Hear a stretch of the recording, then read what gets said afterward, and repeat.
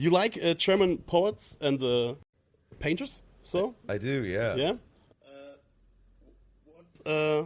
Why do you like them, or what makes them special for you? Well, or? I mean, I guess I studied history and philosophy in university, and I mean, I'm by no means an expert or a scholar, but you know, when I was undergoing that education, the stuff that I immediately felt a strong connection to was particularly early modern and early modern, late modern, or anyways, from like the 16th century to the 19th century, the sort of German philosophers, particularly Schiller and Goethe, and capped perhaps with Nietzsche, who's a little bit later.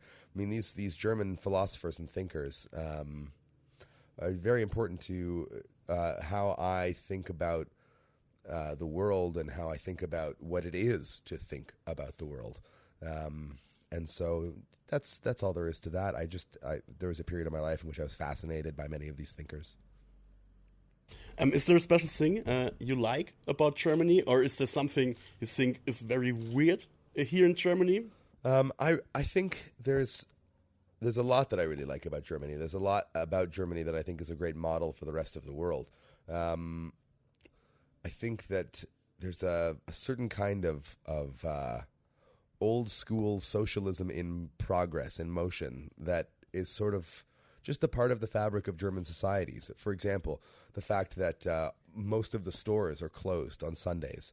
This is a beautiful thing, and it's not the case in North America. And it does a few things. Number one, it creates a sense of community. There's a time when everybody has time off, or almost everybody. There's a sense of a rhythm of the week. And there's also a possibility for people who are independently running their shops to have a day to catch up with their family and these kinds of things. In other parts of the world where they don't have a Sunday off, it means that if you want to be a small shop, an independent shop competing with a big business, you need to be operating all of the time, which advantages big business over small business because they can just hire people. So there's things like that. I think the way that the highways are structured, where, you know, I mean, people in North America think of the Autobahn and they think, oh, it's just, there's no limit, everybody can drive as fast as they want. But then when you're on it, you see, no, actually you drive 90 a lot of the time, you drive 120 or 130 a lot of the time. But when the road is pretty straight and you have at least 3 lanes, then you can go as fast as you want, as long as it's safe, you know? And to me, it's a way of just trusting people to not be idiots. And when you treat people like they're not idiots, then people rise to that level for the most part. Whereas in North America, people are often treated like children, and so they learn to act like children. And so that's just 2 examples of you know, Germany's not perfect, but it's got some good ideas. Okay, it's nice to hear.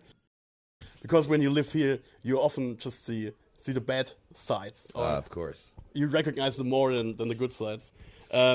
So you mentioned the German Autobahn. You do the driving by yourself. I do. What's the fastest you drove?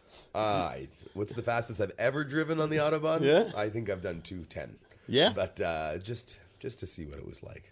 But usually I don't go over 120 because what's the point in burning the extra gasoline? That you lose so much efficiency after you go over 120. I usually keep low and slow is my motto. And with 120, you have a very nice flow on the German Autobahn, I think. Exactly, yeah. It's a good traveling speed.